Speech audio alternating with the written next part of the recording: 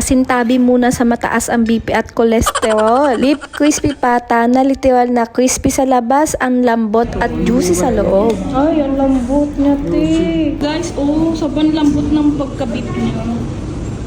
Sabi. Lambot. Ano to? Sarap.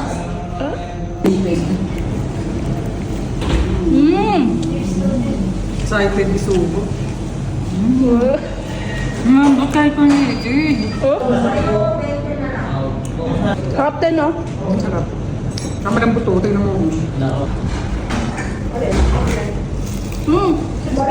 Lambot, no? Crispy nga. Lambot, tapos ang lutong niya. Ang perfect ng sausawan.